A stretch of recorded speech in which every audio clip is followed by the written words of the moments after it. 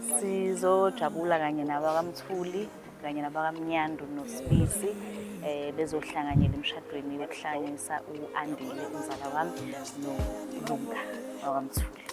Ngijabule kakhulu and ngiyathemba ukuthi nomndeni wami futhi ujabule kakhulu.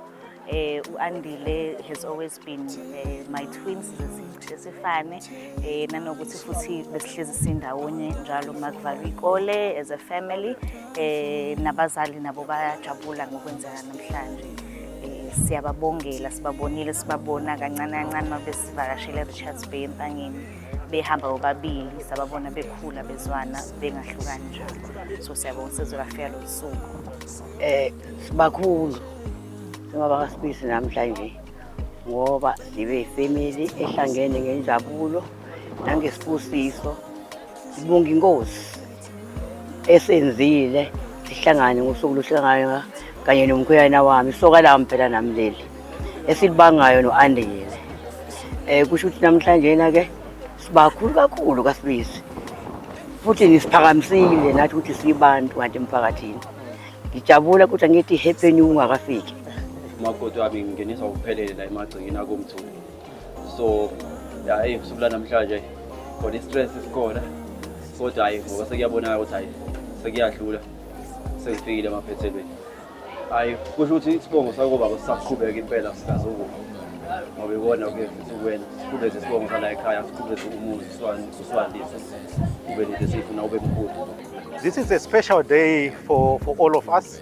We have known Lunga for quite some time, but also we have experienced some special moments with Lunga. So today we have got colleagues, some from Scotland, that have just come specifically to be part of this event. We also have some colleagues from our Ilovo Sugar South Africa businesses that are also here just to support Lunga and to support Lunga and Andile in this new journey that they are taking off.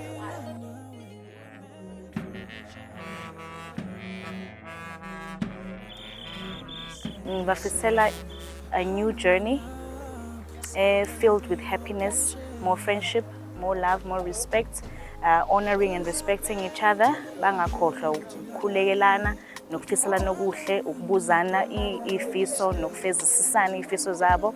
Baqhubeke njalo bathandane, and may the Lord bless them with happiness and more children if they fisa kanjalo.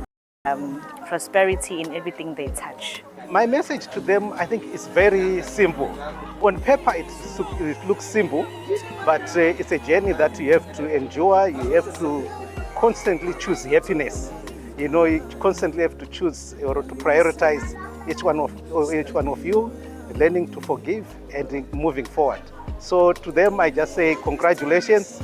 And we are here as a family, as colleagues, as partners, to wish them well and all the best in the years to come as they move in this journey. Support ngithola impela nje la inkulu kakhulu ngoba nane ihambele isuka ngaphesheya kwelwandle ko-UK. So ukuthi bazongisupporta nje la nje bengila khona abanye ade besuka eZambia. So isupport ngiyitholile nje umndeni abangane nehlobo. Hayi ngiyayithokozela kakhulu.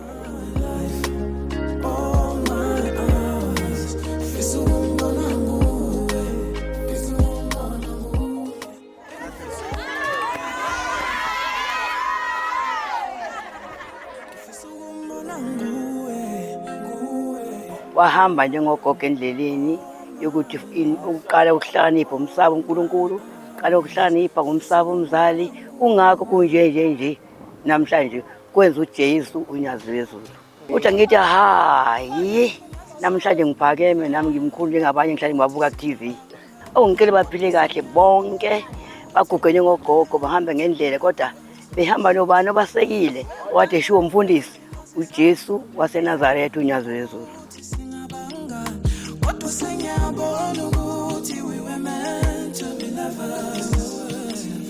I think my friends are friends, lovers are lovers.